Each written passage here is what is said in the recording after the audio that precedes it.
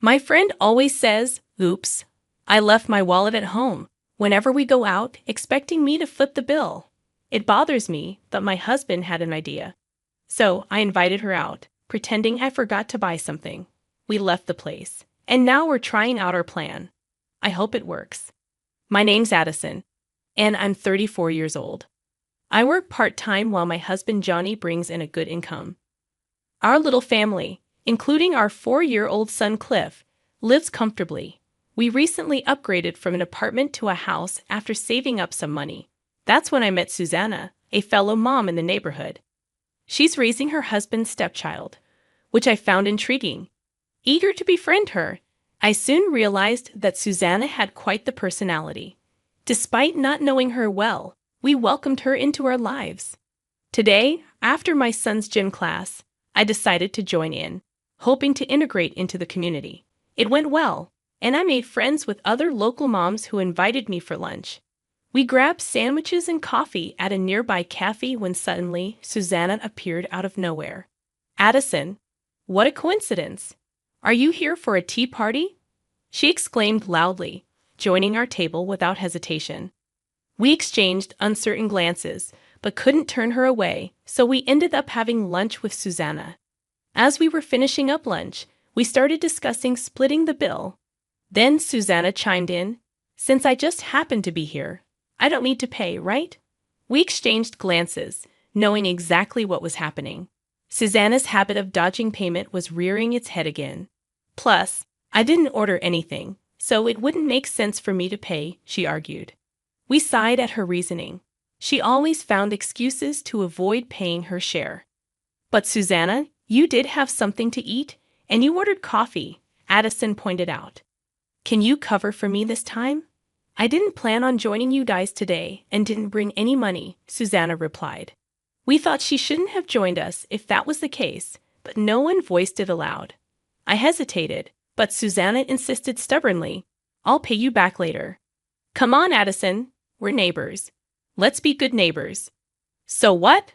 What does that have to do with anything? I wanted to argue, but Susanna started getting upset, refusing to budge, not wanting to make a scene. I reluctantly agreed to her promise and ended up paying for both of us. I received sympathetic looks from those around us, feeling uncomfortable. It was just another example of Susanna's behavior since I moved here. The following day, I found myself at Susanna's doorstep, ready to collect the money she owed me from the previous day. I decided to visit her in person to prevent any excuses about not having her wallet. When I asked for the money, Susanna's expression turned sour. Seriously, you came all this way just for $10, Addison? That's surprisingly petty of you, she retorted, clearly reluctant to part with the cash. I had anticipated this reaction, knowing Susanna's track record of not repaying me on numerous occasions before. You've said that before, but you never followed through. You currently owe me over $100. Enough is enough, I stated firmly, feeling a hint of frustration. Susanna's frown deepened, and she glared at me like a stubborn child. However, I was determined not to back down. Today, Susanna's behavior was quite troublesome. Whether it was hitching a ride to the station when I was heading to work or conveniently forgetting her wallet during shopping trips, her antics seemed endless. Confronting her about it only resulted in childish sulking, with her trying to shift the blame onto me by mentioning Johnny's income and implying I was overly frugal. It was beyond frustrating. If only she could act like a normal friend instead of this. On the day of our shopping trip, Susanna hopped into the car ahead of us, quipping, "Did you forget anything, like your wallet?" I responded curtly, "You should check too," before urging Johnny to start the car. With Cliff safely with my parents, we made our way to the wholesale store, where we found it jam-packed with shoppers. Despite the chaos, I kept our plan firmly in mind. However, we wouldn't have needed the plan if Susanna simply paid her own way. "Wow, look at all this food! They have such a variety," Susanna exclaimed, enthusiastically piling her cart with bags. "Try to keep your items separate," I suggested, but she waved it off, saying we could sort it out later. Despite my warning, my cart soon overflowed with items. I regretted grabbing a cart in the first place. only intending to pick up a few things.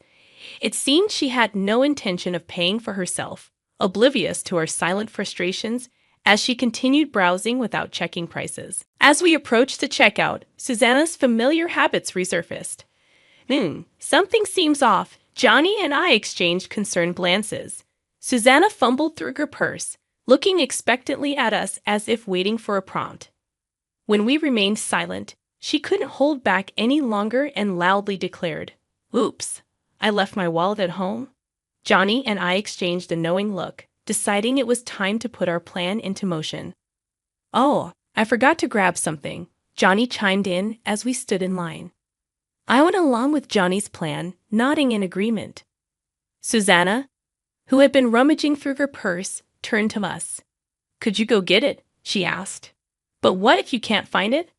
I responded, "I know where it is." "Susanna, can you watch the cart while we go back?"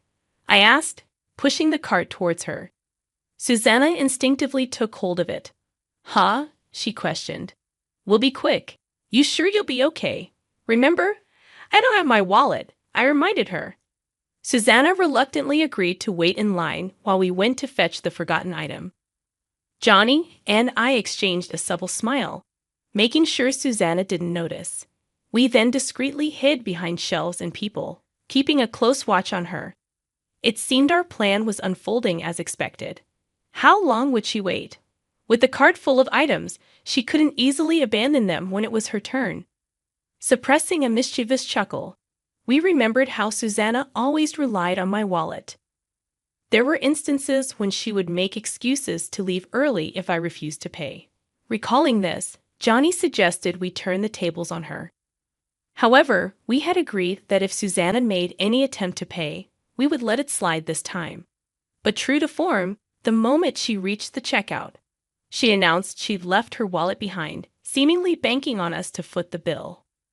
It was a predictable move, especially considering her lingering resentment over the last lunch money. Sensing that we weren't returning, Susanna began to look around nervously, staying in line, perhaps contemplating her next move if we did come back. As the line advanced, Johnny and I decided to proceed with the next step of our plan. "Sorry, Susanna, but my mom just called with an urgent matter. You know she's looking after the kids and can't leave the house, so we need to head back home," I informed Susanna over the phone. Susanna's voice betrayed her shock and panic. Wait. What about paying?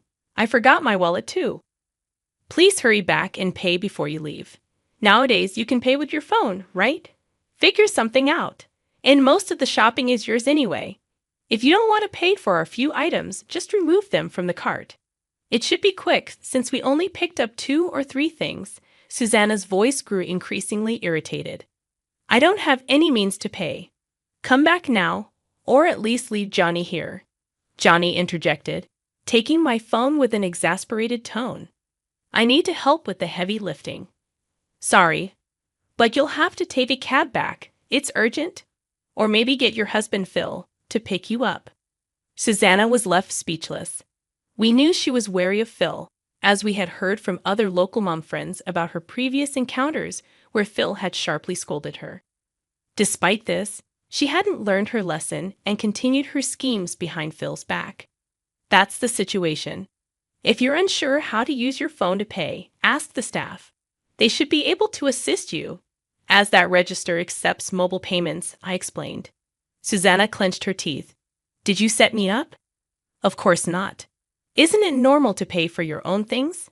Why would I set you up?" I responded calmly. Susanna fell silent, visibly frustrated. We ended the call with her and drove off, imagining Susanna causing a scene at the register, sharing a laugh. The following day, Susanna showed up at my doorstep, clearly still upset about what happened the day before. After enduring several rounds of persistent doorbell ringing, I reluctantly answered. There she stood, her face flushed with anger. "It was awful to leave me stranded like that. I demand compensation," she declared, her tone leaving me skeptical. As she launched into a tirade about the events of the previous day, claiming she had panicked and insisting I owed her double the amount, I couldn't help but raise an eyebrow at her demand. "Did you even pay for our items?" she questioned angrily, seemingly oblivious to the absurdity of her own words. Why would I pay for your shopping? I responded incredulously, causing Susanna's fury to intensify. You only covered your own purchases. Why the sudden anger? I feigned innocence, but Susanna's frustration reached a boiling point. Being left behind was deeply upsetting. It caused me emotional distress. You should reimburse me for the shopping, the taxi fare, and the inconvenience. After all, you invited me to join you, she insisted, twisting the story to suit her narrative, frowning at her unreasonable demands, especially her attempt to shift blame onto us by portraying herself as an innocent victim. I couldn't help but feel absurd for even entertaining this conversation. Susanna's audacity left me astounded. Unfazed by my reaction, Susanna issued a threat. If you refuse to pay, I'll spread rumors about you to the neighbors. Think about the consequences for your fancy house. Pay up if you want to avoid that. Confronted with Susanna's unreasonable ultimatum, I realized it was time to reassess our relationship. Just then, a familiar voice broke the tension. At the sound of it, Susanna's face drained of color, and she swiftly turned around. There stood Johnny and Phil, engaged in conversation as they strolled together. What's going on? Phil inquired, sensing the tension in the air. Oh, it's about yesterday, Johnny began, shooting Susanna a meaningful glance. When I mentioned that, he trailed off, leaving Phil curious. Johnny proceeded to recount the events of their trip to the wholesale store with Susanna and how they had to leave abruptly due to an unforeseen circumstance. Unfortunately, we didn't manage to buy anything in the end, Johnny concluded, sharing a chuckle with Phil. That's too bad. Phil remarked with a sympathetic smile, unaware of the tension that had transpired. Turning to Susanna, Phil questioned her. What's your side of the story? Suddenly stripped of her previous assertiveness, Susanna stumbled over her words, attempting to formulate a response. Sensing her discomfort, I decided to fill Phil in on Susanna's demands from earlier, noting how deeply hurt she had seemed. I'm genuinely sorry, but asking for compensation and shopping money seems a bit excessive, I expressed, causing Susanna's face to pale. What do you mean? Susanna protested, her voice tinged with desperation. That's not how it is. But wasn't that the purpose of your visit today? Or was there another reason? Phil interjected, his tone curious yet perceptive. Caught off guard by Phil's directness, Susanna lapsed into an uneasy silence, her frustration palpable. Phil, sensing that something wasn't adding up, frowned in suspicion. Noticing Susanna's pleading gaze, she turned to me for support, but I remained silent. Next time, we won't leave you behind. Let's go shopping together again, all right? I suggested with a faint smile, attempting to diffuse the tension.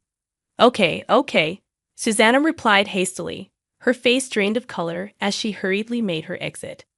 Later, Phil confronted Susanna once more. This wasn't the first time such an incident had occurred, and his frustration was entirely justified. He had personally looked into Susanna's actions after receiving multiple complaints from other local moms, which only fueled his anger. Confronting Susanna about her exploitation of others, he discovered her misuse of household funds on luxury items, which had led to discussions of divorce. Desperate to salvage their marriage, Susanna pleaded with Phil, but he felt betrayed and ultimately decided to kick her out for the sake of their child. Eventually, they went through with the divorce proceedings, with Susanna returning to her family's home to assist with farming. With the troublesome influence of Susanna gone, the neighborhood regained its peace. Nevertheless, we maintained our friendship with Phil and continued to offer our support whenever needed.